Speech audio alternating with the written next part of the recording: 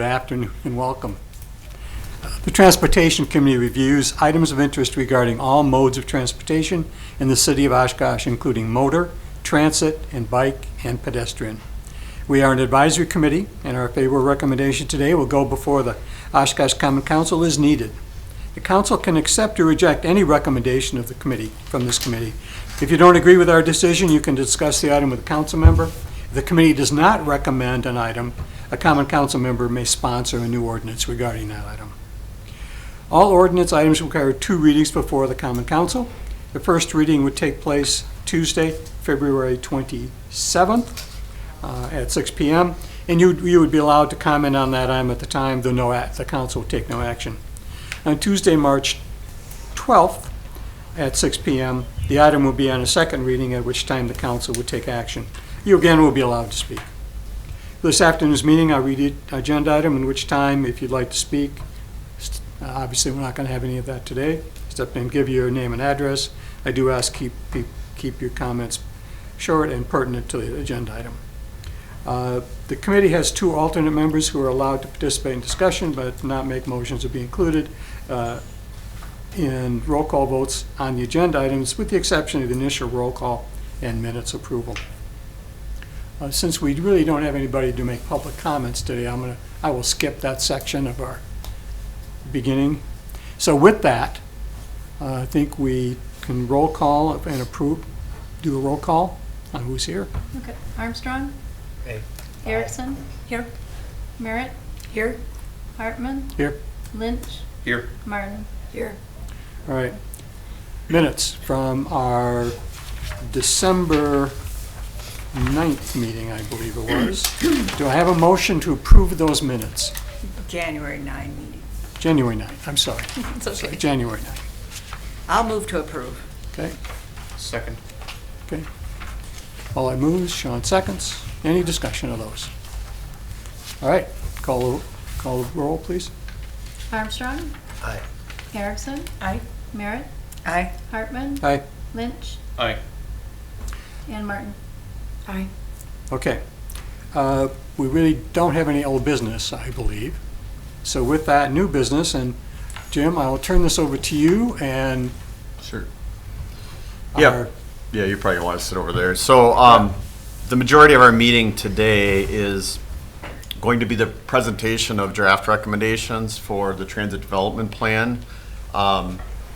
The East Central Regional Plan Commission, along with us at Go Transit, have been working with SRF Consulting over the last year to update our transit development plan.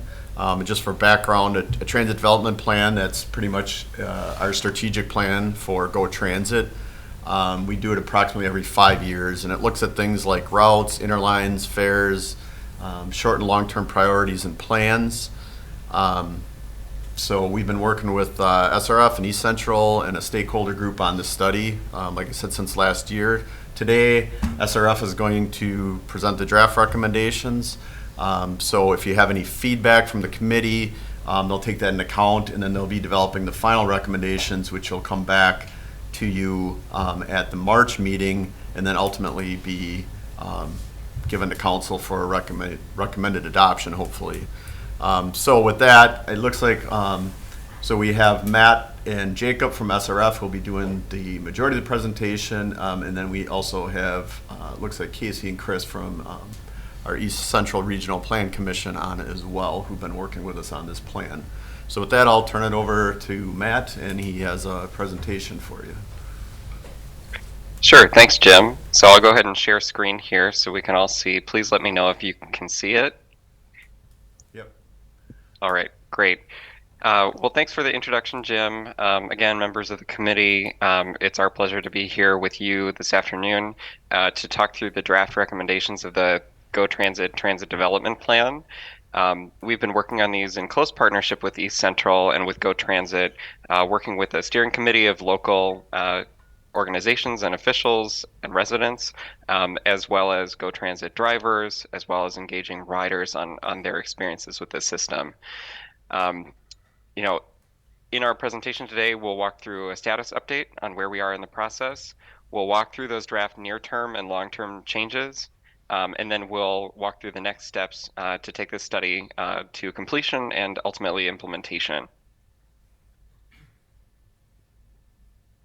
So as far as the status, a transit development plan process typically includes an assessment of existing conditions, including ridership and understanding how people are using the service today. That includes public outreach to stakeholders on what is going well and what they're perceiving as needs that need to be addressed. From that, we use the technical information as well as the public feedback to identify some areas for improvement. And that's really why we're here today. So we have identified some potential areas for improvement. We have developed and begun to evaluate some different route concepts that can help better meet those needs in the future. And ultimately, we'll aim to produce a plan that you all feel comfortable adopting, so that Go Transit can go forth and implement some route changes that'll benefit customers. As far as the schedule, Jim mentioned that we've been working on this project since last year. Our efforts began in earnest in May with major public engagement phases in August and September, as well as around the end of the year. And those activities included rider, community, and paratransit surveys. They also included a business survey to understand the perspective of businesses that may be looking to hire and retain employees that may face transportation barriers. We also anticipate that this will include a formal public hearing at next month's Transportation Committee meeting, as well as some additional touch points with riders to understand their feedback on the recommendations. And as Jim mentioned, we are nearing the close of this project. Our contract is up at the end of April. So really, we're looking in the next couple of months to be producing a final plan document that can sort of smoothly lead toward implementation. So that's the background on the study. We'd like to go ahead and first start outlining some of the draft recommendations to you all. And as you might have noticed off the top, we have divided these into near-term and long-term scenarios. We like to do that to reflect, which recommendations may be easy to accomplish or, easy to accomplish within current budgetary limitations. And so typically in a near-term scenario, we look for things that are revenue neutral, that can help us optimize existing resources, and in some cases change policy to improve riders' ability to get where they need to go. So we have a few of those changes that are outlined here. Some of them are on the route changes side of things, and some are policy changes. In terms of route changes, we are looking to realign some of the existing transit routes to better serve key destinations. We're looking to optimize running times, so adjusting schedules so that routes are able to be at the time points and the bus stops when riders are expecting them. And we're also introducing some changes to how the operations of the routes are structured, including which routes are paired at the downtown transit facility. We call this interlining in transit speak. Really what it means is that when you reach a certain transfer point on one route, it turns into another, so you can continue in the same direction without hopping off a bus. So we've looked at a variety of things to help make operations run more smoothly, and to serve some new destinations within the existing resource requirements. At the same time, we worked with Go Transit to explore some changes to existing policies. On the policy side, we're exploring fare and pass changes that include adding a new day pass product and eliminating punch cards that are part of the existing fare structure, but they require drivers sell them while also trying to drive a bus. We're also looking at making some changes to operator schedules to better enable quality of life from an employee perspective for Go Transit's drivers. So we'll get into some of the specific route changes first, and my colleague Jacob Berger will deliver some of these route by route so you can understand what we're looking at from a system-wide perspective and where these individual changes will be made on each of the routes. And at the end of his delivery of those specific route recommendations, we'll show you some analysis of how this new system might perform in terms of coverage and in terms of access compared to the existing routes. So Jacob, take it away. Thank you, Matt. Can you move on to the next slide, please? I think, oh, there we go. Okay. So we are proposing changes to 5 of the current 9 fixed routes in the system. I'm just going to run through all of them to go over some of the details of those changes, starting out with Route 2. One of the prevailing concerns that we heard from drivers was that the segment of Main Street through downtown Oshkosh is often a site of congestion, as well as a difficult left turn that may take some time out of the remainder of the run. So to avoid that, we're proposing a change to run 1 block to the west of Main Street. So if you can see on the map there, we've circled the areas that will be changed, and this will hold true for all the routes I'm going through, but the 2023 or current route alignments are dotted, and the bolded solid lines with arrows representing the direction are proposed new routes. So along with getting off of Main Street through downtown, we're proposing aligning northbound on Main Street north of downtown, just to establish more of a true bidirectional service and eliminating that deviation off to the right that you see there.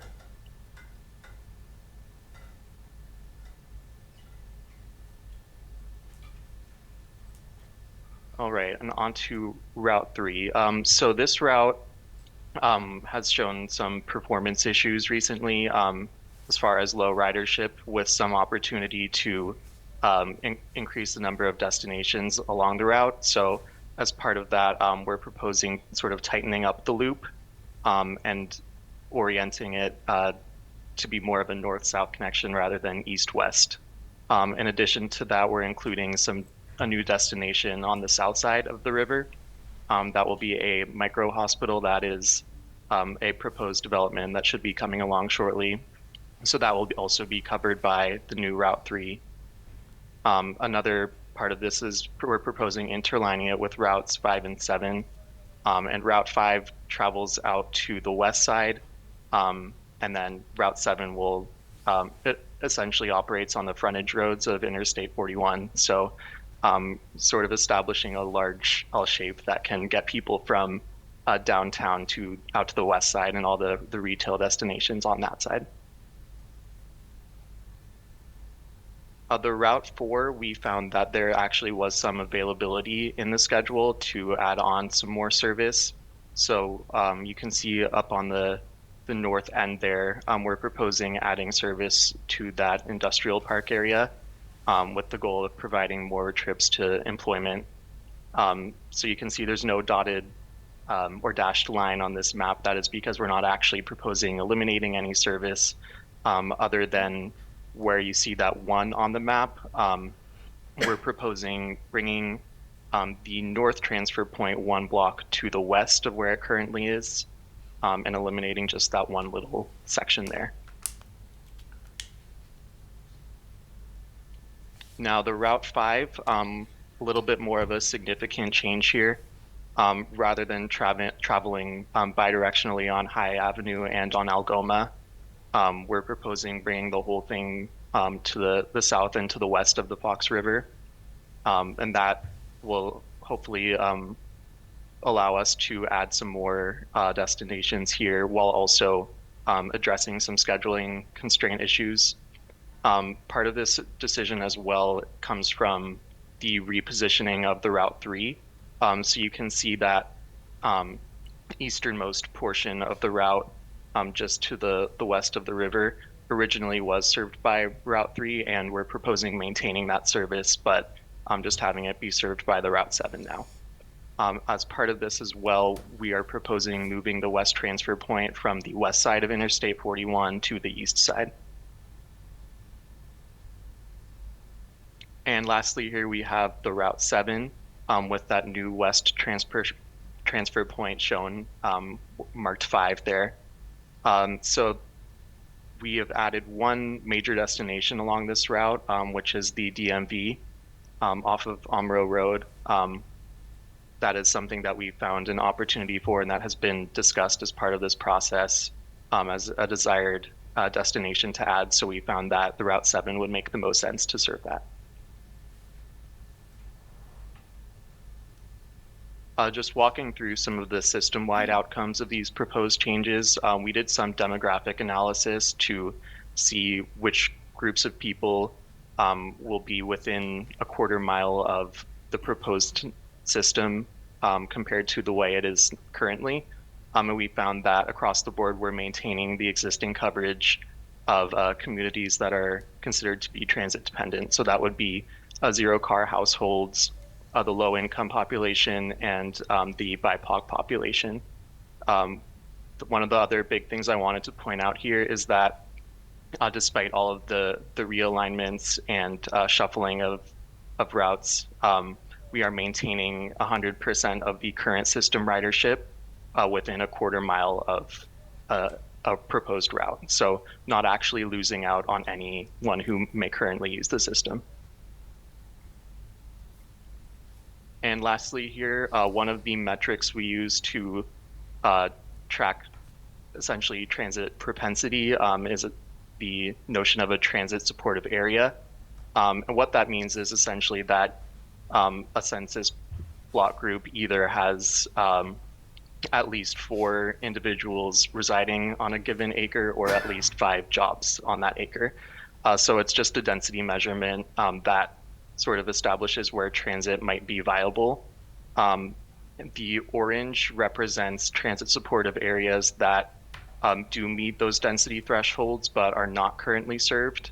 And the green sections represent those that are served.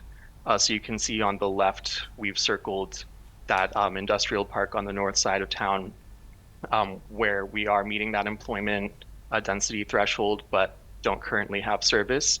And the major change as a result of this realignment of the Route 4 is now that we will be including that within a 1/4 mile buffer of the proposed route.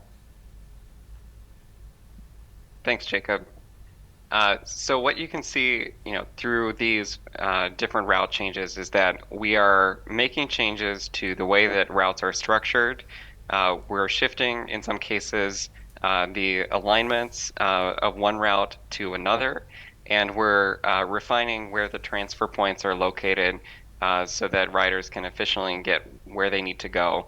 And I'll say that one of the most impactful parts of this plan in practice will be that interlining of different routes. So in the current scenario, there are a lot of routes that maybe operate right next to each other but are paired. So if you're going southbound on one route going into downtown, you may turn around and go north if you stay on that bus. Our intent with the new route structure is to enable people to continue in the same direction. So if you're going south from the north side of Oshkosh, you can continue going across the river and going to destinations on the south side. So when you think about how transit operates in inclement weather, maybe in winter, those types of decisions make a difference to how people perceive the system. And it's our intent to improve coverage while also making the service work more smoothly for people when they actually ride. I think we'd like to pause here and ask for any feedback or questions on the individual route recommendations. We can flip back to any of the previous slides if you'd like to ask a question or explore where a particular destination is located.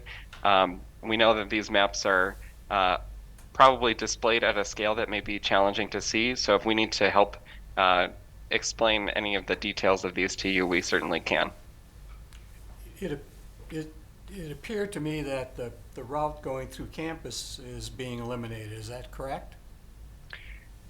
So that's one area where coverage under the proposed network would shift a bit. So what we have currently is bidirectional service on the Route 5 in yellow that goes through campus and then out to the retail areas on the west side of town. We'd be changing that for a portion of the Route 3, which would come through campus and deliver people downtown. So there is a change in service there at the campus. One of the factors that went into that is the existing low ridership on the Route 5 through that section. So, there was a desire by Go Transit to explore other ways to use those trips to meet the needs of more people on the west side of the river, while still maintaining access for folks looking to get to or from the university. But you're right to point out that that would be a change in coverage if that swap were to be made. If you look at the real impact of that, we're still covering the inbound on Route 3. If you look at the actual time difference currently on Route 5 coming into the city, it's one of the last stops makes before it gets to the transit center. It's also one of the first stops outbound. So by eliminating the outbound Route 5, the stops on Algoma, you're really not missing much time. If you're looking to get into the city, you're still going to take High Avenue to get back into the transit center. It's a matter of just minutes. And if you're still looking to get back out to Route 7 and out to the frontage road, you'd still take Route 5 out there. So the matter of difference in time is just minutes. And this increases our ability to cover other areas of the city more efficiently. I am so happy to see that you've included the DMV in this plan. That's really awesome. The question I have is, how many riders were you able to get feedback from? I know we were having maybe some difficulty in getting people to answer surveys. I think that's not anything related to Go Transit. It's a standard thing. How many people were you able to talk to? Sure. So I think we can go back and get the actual numbers and provide them to the committee. I think we had that in a previous version of this presentation that reached the steering committee. But I believe in the rider survey, we reached around 100 folks. In the broader community survey, we were up in a couple hundred. So if you think of that in relation to the ridership of the existing system, we did reach a decent proportion of the actual riders. But obviously, there's a reason why we're coming back to the public with this information to make sure that not only do we get people's input on their general transit needs, but also on the specific solutions that we would propose to meet them. So, I think you could consider this the first public airing of these recommendations, since this is a public meeting and anyone is welcome to tune in. But what we'd like to do is make sure that people do have a chance to see these recommendations, to interact with them at a public setting, to understand how the routes might change in their neighborhood or on trips that they need to make, and to be able to offer comment before those are finalized. So when we say draft recommendations, we do mean draft recommendations, because we want to hear how people think these recommendations may work or not work. And if there are opportunities to revise and make those better, we'd like to do so. I think that's great. Thank you. One other question, and that has to do with I'm commending you that it's again going farther north for the areas of the manufacturing. How does that affect timing? Was there a study on what shifts these factories run? Because I gave a ride to a gentleman a year or so ago because I do some volunteer driving, and he said, if the bus was 5 minutes earlier, I could make it to work on time, but he needed to be part of the alternate driving plan because he took it home instead. But yeah, I think we did ask in the business survey about shift times at employers, and that's often a key concern. Just understanding when transit is running relative to when some of the major businesses are having shifts start and end. And it's not uncommon that we hear comments like that from people who are hoping to use transit for work, but in some cases can use it one way or not at all because of the interaction between the transit schedules and their shift times. So I can say that we asked about that. We did get some business survey responses. On the extension into the industrial park of the Route 4, The nice thing on that route was that there was some extra time at the front end of that route alignment. So if you think about the route was basically starting, it was operating ahead of schedule and having to sit and wait on portions of the route before it came back to the starting point. And so we were able to put in that additional distance onto the route without really making a major change to how it's scheduled. So depending on where a person is on that new route, they may see a difference of a couple minutes here or there on when the bus will actually get to their destination. But I don't think at this point that we were proposing that the broader schedule of the system be changed. And really that's down to how all these routes interact and intersect at the downtown transfer center. So right now that's sort of the location that drives the schedules elsewhere in the system. And so there's some ability to do that, but the question would be, do we adjust that based on the needs of a certain employer, or do we try to stick to sort of familiar time thresholds? Right now it's I believe at the 15 and 45 of the hour, to make sure that those are recognizable and intuitive to folks. So I think that's something that we've considered, but without knowing which employer, I think it would be hard to figure out whether this change would address that specific individual's need. That said, if there is a way to get feedback on these recommendations from folks who may be using the volunteer driver program, I think that's something that we'd be interested in hearing.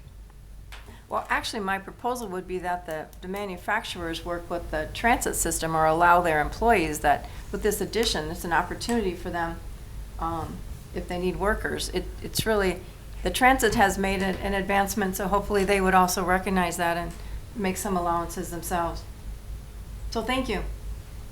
Sure, and I think I appreciate the feedback and the narrative about that individual. I think one thing that we could take as the next step from our end is to make sure that the same employer group that was engaged at the beginning and some of whom provided comment on the survey also get a copy of the draft recommendations so that they can either take a look and understand how the services might change near them, or offer comments based on how those changes might affect their employees. So I think that's a good reminder to keep reaching out to those groups as well. Other comments?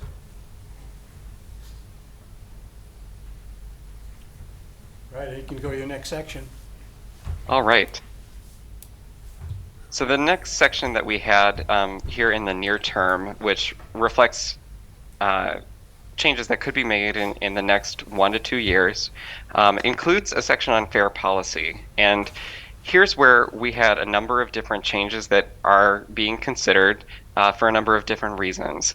So the first of these recommendations that really came into the conversation was adding a day pass, which, as you note in the table on the left, is the one type of fare that is offered by many peer systems around the state and in the East Central Wisconsin region, but is not currently available at Go Transit. And when we talk about fares, there are different fare categories that often have different limitations, different benefits to different types of users who are using transit, either daily or more than once a day, more than twice a day, or many times a month. And so really the way that fares have been structured is where there is a one-way fare that enables you to ride one bus and get a free transfer to another if you are getting right on the next bus. But you'd have to pay an additional fare for the return trip. Right now, there's no sort of day pass that could enable you to take 1, 2, or more than 2 trips throughout the day.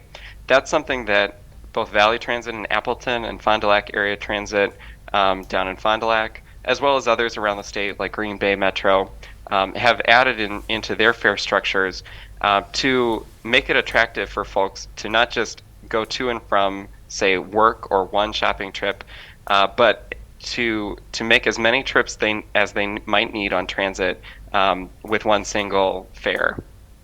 So what many agencies have done, I would say the most common approach, is to price a day pass at twice the regular one-way fare, so that if you are a rider who makes one round trip, you can pay with one day pass up front. You can carry that day pass for your return trip.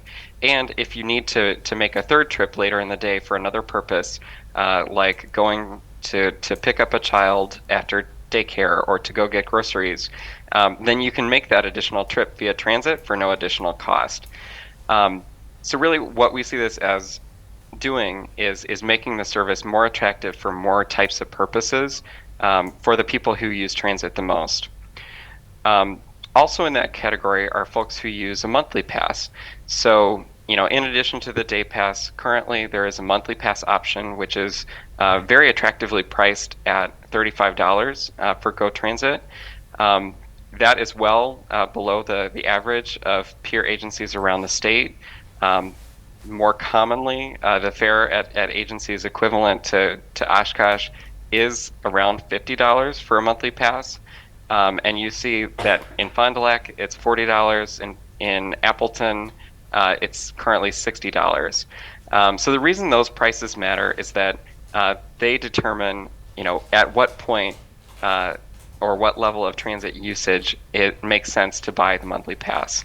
And so if you're pricing a monthly pass at $60 and your regular fare is $2, then you need to make 30 trips via transit per month to have the monthly pass save you money.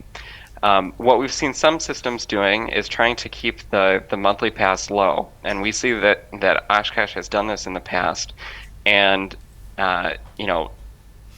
similar to how things run in Fond du Lac, there the monthly pass is priced a little more attractively relative to the one-way fare, and we see that as making that monthly pass worth it at only 20 trips or maybe 10 days of round trips on transit. And so what we'd recommend as part of a fare structure change for GO Transit is first implementing a day pass that's priced at twice the regular fixed route fare. We'd also recommend bringing both one-way and monthly pass fares closer to the peer average to help keep up with rising operating costs. We know that those have increased across many industries for a variety of reasons, especially in the last 5 years. There have been increases in the cost structure at GO Transit as well. And so we would recommend going to a fare of $2 for one way, $4 for a day pass, and $40 for a monthly pass, which again keeps that monthly pass low, keeps it attractive relative to the one way and the day pass options. In addition to changing these prices of existing and new fare options, one of the other changes that we'd recommend making is eliminating the current punch card system, which right now is a paper punch card that drivers can sell. It's a pack of 10 rides that doesn't come with any additional discount, but riders can purchase it if they think they'll make a bunch of rides and only want to carry one ticket instead of having a transaction every time. So for riders, they're something of a convenience, but for drivers, it actually can cause delays on routes when drivers are asked to sell a bunch of punch passes at a service stop. The bus needs to wait while they're doing that transaction. So that's something that many agencies have phased out. Another very minor tweak is that we'd recommend switching from metal tokens for agency fares purchased by social service agencies to a paper voucher. That's something that can reduce costs, but really not change how those trips are made on the service. So we recognize that anytime fare increases are mentioned or fare changes in general, obviously there's an important conversation to be had about equity and about the ability of people to affordably access transit. Really what our goal is in making these recommendations is ensuring financial sustainability for GO Transit while also keeping the service as attractive as it can be for the people who need it the most. And so these are looking just at the adult full price fare. We'd recommend corresponding changes or small increases be made for reduced fares as well.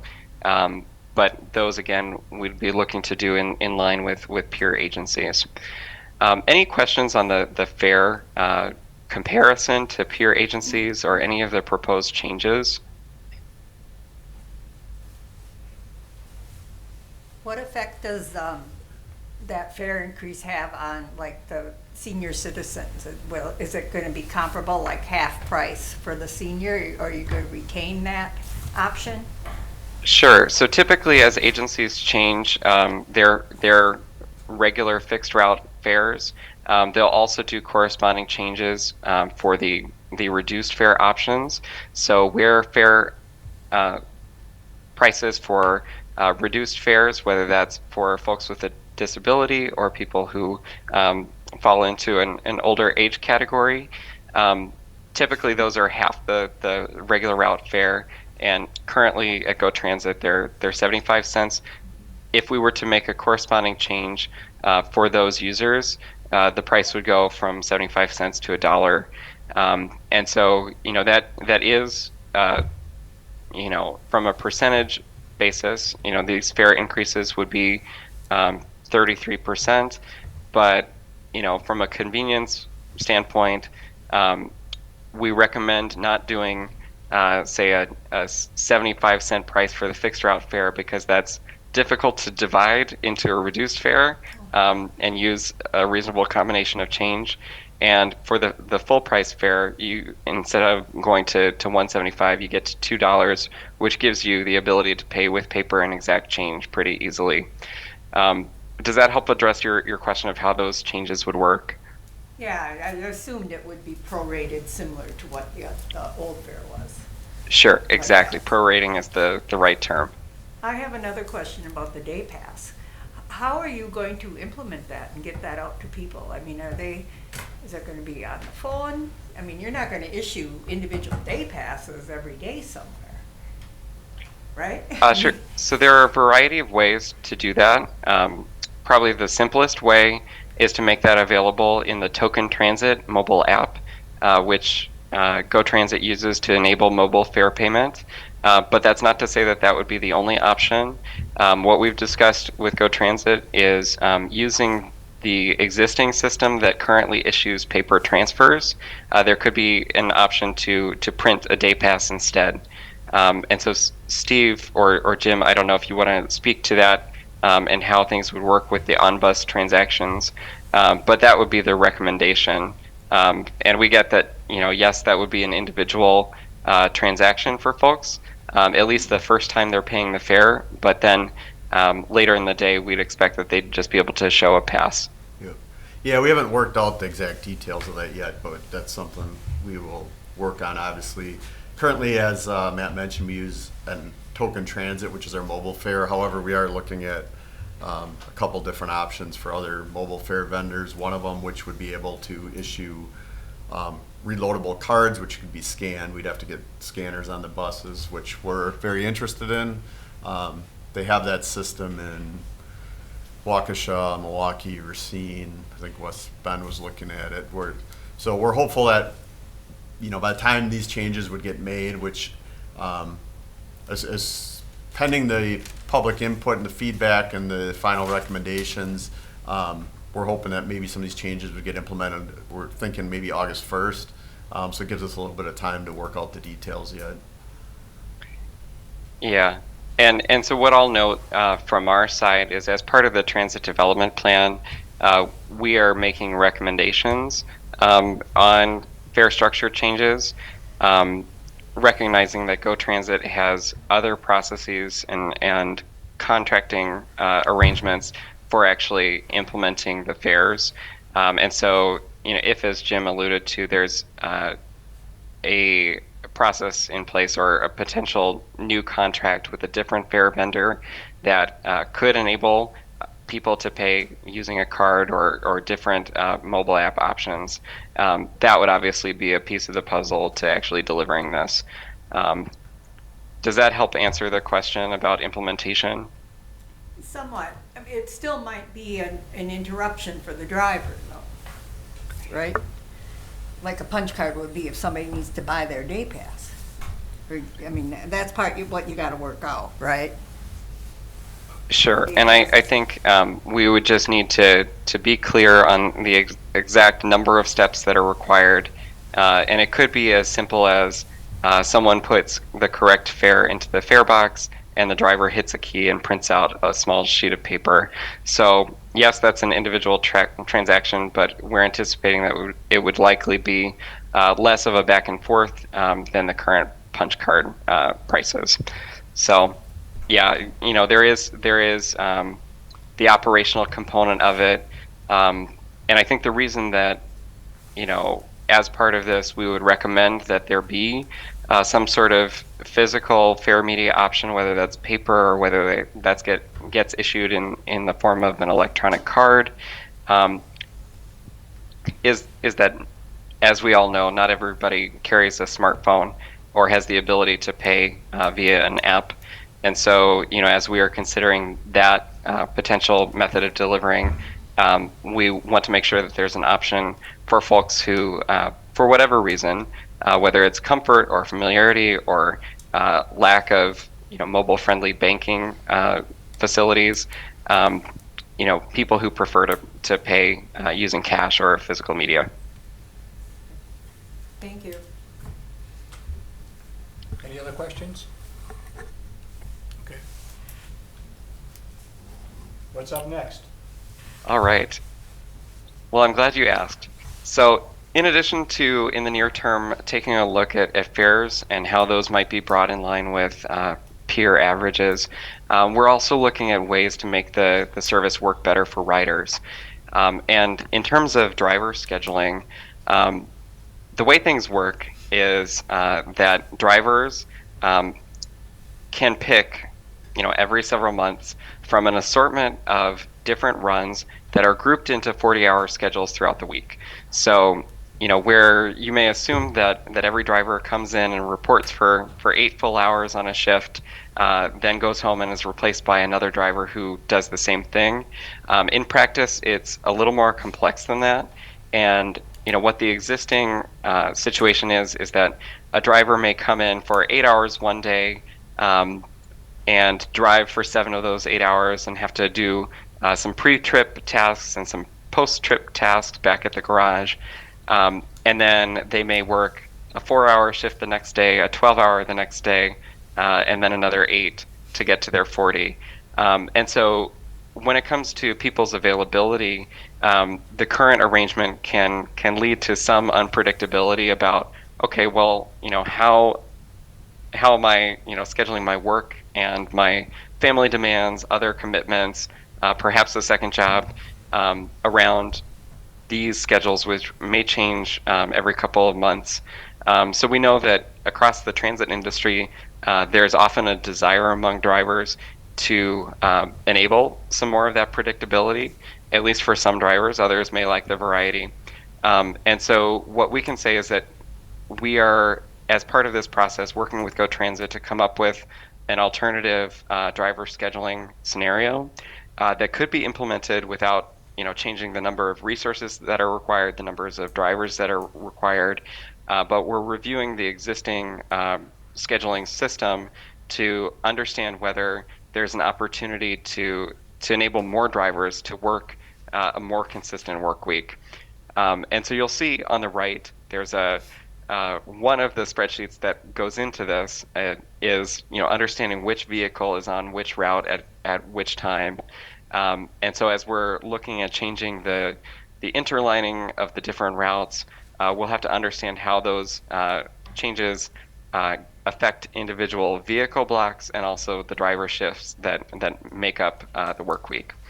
So there will be more to come on this topic, but we wanted to let you know that we are engaged in this sort of non-public facing process as well, because we know that one of the major components of delivering effective and reliable transit is making it a reliable and predictable and consistent workplace for the drivers.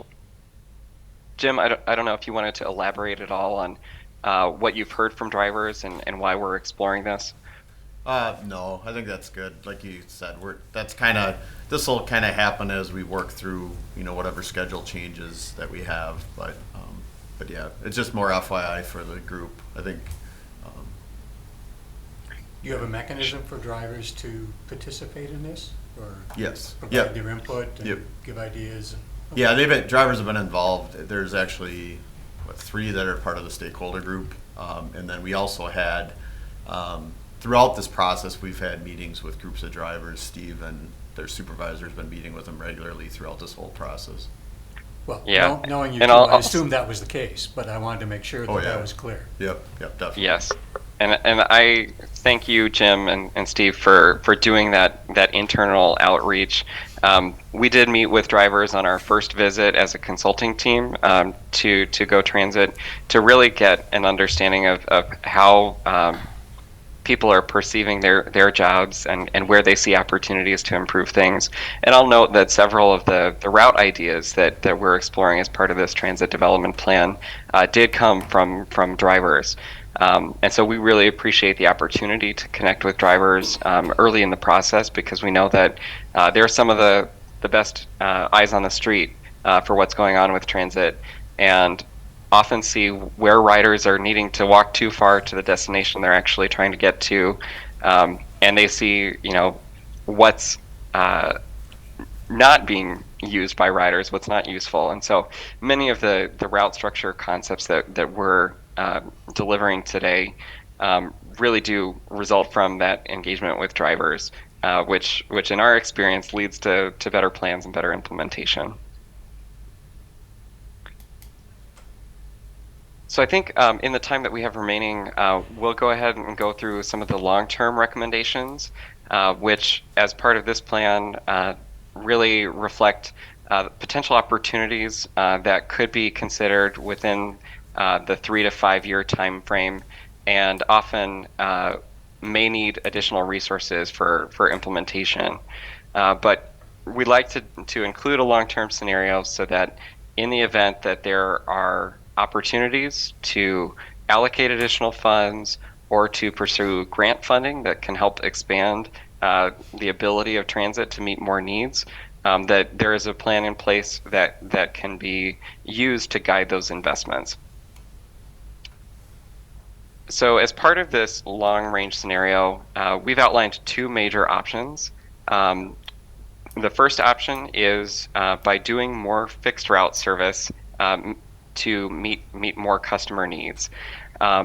So if there were to be fixed route service expansion, there are various needs that we've heard from the public, and key desires that came from some of our customer outreach surveys were people looking for extended coverage in the evening, and that's something that's offered by peer services and could be delivered, but costs some extra resources.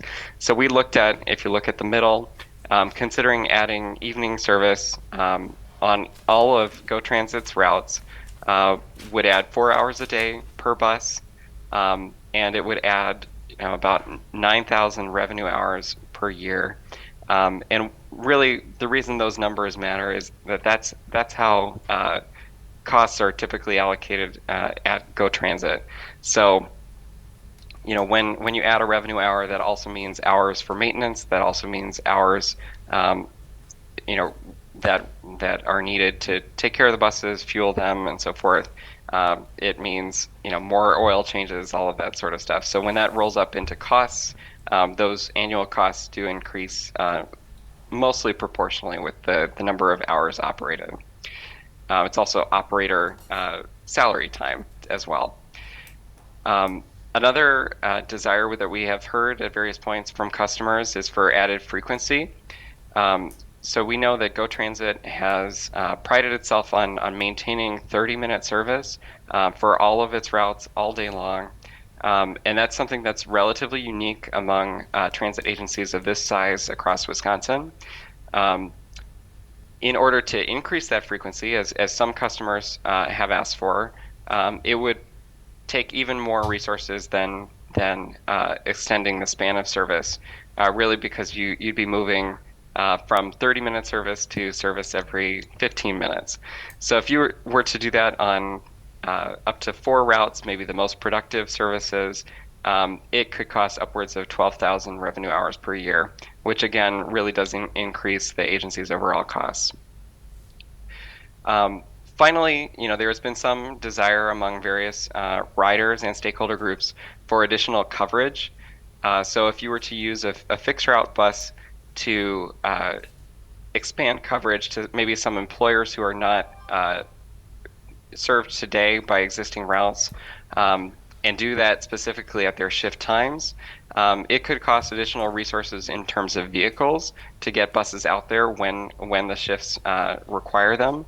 And it would also require a more limited number of driver and bus revenue hours throughout the year. So, we see these as concepts that could be considered for implementation, but we recognize that particularly when it comes to frequency and span, as well as to expanding the footprint of the transit system, we're talking about real money here. And so that's why we've also come up with another service expansion option that uses microtransit, or a more flexible demand response kind of service.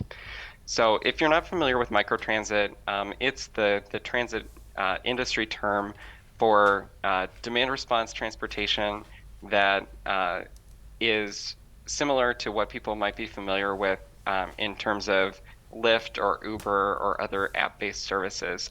And what it really means is using all of the technology that's available today in transportation and transit to offer service to transit riders that has, the ability to reserve a trip at the time of the actual trip rather than a day in advance or an hour in advance. It has the ability to see the vehicle location on an app. It has the ability to know when that vehicle is going to arrive in real time. And really what we see this as useful for is delivering a quality of service that in many cases fixed route transit may not be able to deliver if you were trying to reach many disparate destinations with only one bus. It can also be a more attractive option than traditional demand response, which requires that riders know where they're going, for instance, a day in advance, and call and make a reservation. And we've seen it used to great success when agencies need to either extend the span of service over a broad geographic area while using fewer resources than fixed routes, or expand coverage to new destinations. They may not have the density or activity levels to support new transit service with a full bus, but may still have many people who do need to get where they need to go. And so when we look at how this kind of service might be used at Go Transit, there are a variety of use cases that largely mirror the different opportunities for fixed route service. The first use case would be to extend coverage, serving destinations that aren't currently reachable via transit. We've outlined some of these areas on the right in the map. And really what we looked at were areas that are within the city limits in Oshkosh, but aren't currently served by fixed route transit. And in many cases, you'll notice that if you recall when we were looking at the transit supportive areas of Oshkosh, many of these areas were not traditionally considered transit supportive because they may not meet the population thresholds or the employment density thresholds that we had set. But when it comes to people actually needing to get places, when you're about to make a trip, you don't check to see whether there are 5 jobs per acre. You need to get where your job is at the time that your shift is starting. Hey, Matt. So, Hey, Matt. Go I ahead. don't mean to interrupt you, Yep. but I didn't realize council needs this room at 5, so we gotta. Oh, okay. We gotta wrap up this meeting. We'll wrap it. But yeah, I think you're almost done anyway. So Yes, absolutely. So, the second use case would be to provide evening service using microtransit. What that would do is typically you have fewer riders who need to use transit in the evening. So running 9 full routes may be overkill, but using microtransit, you might be able to do the same thing with 3 or 4 vehicles. So you would save relative to a fixed route scenario a good proportion of the operating costs that you might otherwise expend. The other use case, which is a little further out, a little more speculative at this point, is to consider replacing underperforming fixed routes, which carry lower riders but are still using a full bus. That's something that could be considered if there are destinations that you can't quite get onto those routes, or you see riders walking long distances, but there are very few of them. Those are cases where microtransit can really make sense. So the recommended approach for microtransit at GoTransit is to really start this with a pilot project that would enable GoTransit to test one particular use case. This is a great opportunity to seek grant funding, both for the technology to run the service, as well as for operations. And there's been a lot of federal support for these types of programs at different transit agencies nationwide, and lots of opportunities to go after grants that can help fund them for the first year or two of operations, when you're really understanding how the service might work in this community. We also see it as an opportunity for new local partnerships. So we know that in the existing system, there is not much cost participation from agencies or cities outside Oshkosh, but we've seen in other regions that demand response may offer a quality of service that's attractive to neighboring communities who may be willing to pay in for a microtransit service, but didn't see as much of a need for a fixed route. With any of these pilot projects, we'd recommend establishing key performance metrics ahead of time and then tracking success as a pilot is implemented, so that as a pilot becomes a program, you're making sure that you're meeting the needs of the community along the way. All right. Thanks, Matt. We gotta wrap it up because they're starting their next meeting. But yeah, you can just see on we're basically right here on the draft. Next April meeting, we'll be asking for a recommendation for plan adoption, and then we'll be looking possibly implement it in August. So thanks Matt and Jacob for the presentation. Unfortunately, we gotta wrap this part up, and then I think Al, what I'll recommend is we just had some staff statements, but we'll just table those until next month. You have the ridership report, so it was nothing really pressing. Right. So we need a motion to adjourn. So moved. So moved from Sean, Second. second. Mizzy, call the roll. Armstrong. Aye. Erickson. Aye. Merritt. Aye. Hartman. Aye. Lynch. Aye. Martin. Aye. All right. Well, thanks everyone. And if you do have, look through the stuff. If you have further questions, we'll be happy to answer them at the April meeting.